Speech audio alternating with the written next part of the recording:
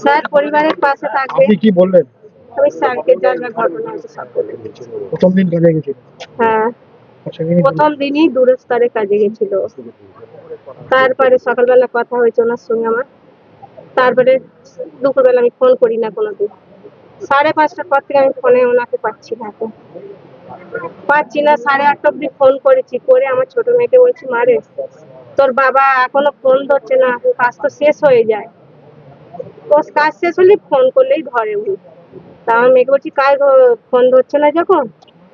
তা আমার মেয়ে বলছে, দাঁড়া মা, আমি জয় কাকুকে ফোন করেছি, নিয়ে আমাদের সর্দার নিয়ে গেছে এখান থেকে। সর্দারকে ফোন করার পরে দুবার ফোন করলো, ধরলো না। সর্দার এবারে একবার ধরলো, ধরে বললো যে আমাদের এখানে বিশাল একটা অ্যাক্সিডেন্ট হয়ে গেছে। আমরা কি ব্রিজ, দেশ ব্রিজ না বেশ ব্রিজ বলে, হ্যাঁ, ওইখানে কাজে গেছি। আমাদের ব্রিজ ভেঙে পড়ে গেছে, আমাদের অবস্থা ভালো না খুব।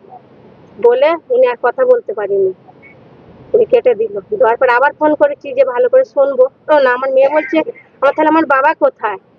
তা বললো যে আমি তোমার বাবাকে জানি না কোথায় আছে।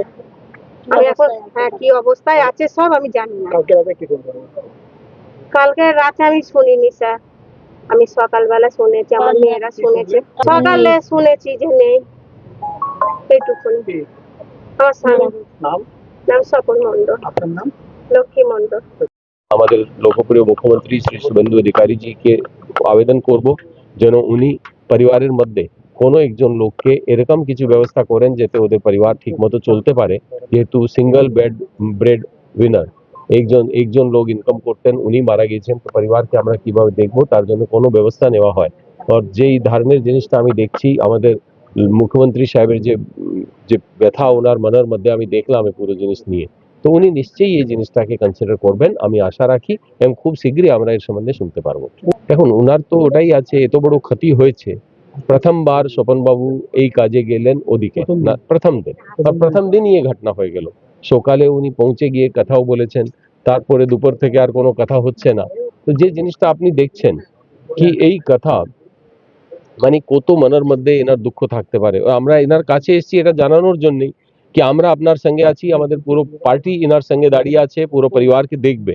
কিন্তু এনার জীবনে যে ক্ষতিটা হয়ে গেছে, ওটা তো কেউ ফিরে নিয়ে আসতে পারবে না। আমরা স্বপন বাবুকে ফিরে নিয়ে আসতে পারবো না, কিন্তু আমরা এটাই বলছি কি আমরা আপনার সঙ্গে আছি, পরিবারের সঙ্গে আছি, এবং যত আমাদের মুখ্যমন্ত্রীজি যেটা ঘোষণা করেছেন, প্রধানমন্ত্রীজি যে ঘোষণা করেছে, ওটা তাড়াতাড়ি যেন পরিবারের কাছে পৌঁছায়। এবং বাকিও আমাদের সরকারের যে স্কিম আছে, যেমন দেখুন আপনি পিএম আবাস যোজনার ইয়ে সব 15 বছরের ইতিহাস আপনি দেখছেন কি এখানে কোনো কাজ কিছুই হয়নি।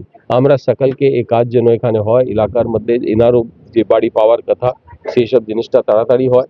বাকি যেটা আপনাকে বললাম কি পরিবারের মধ্যে যেহেতু সিঙ্গল ব্রেড আর্নার লোক ছিলেন, উনি একাই ইনকাম করতেন, তো সেই হিসাবে আমি রিকোয়েস্ট করব আমাদের মুখ্যমন্ত্রী সাহেবকেও কি যেন কিছু ব্যবস্থা পরিবারের জন্য করা হয়, উনি নিশ্চয়ই এটা কনসিডার করবেন।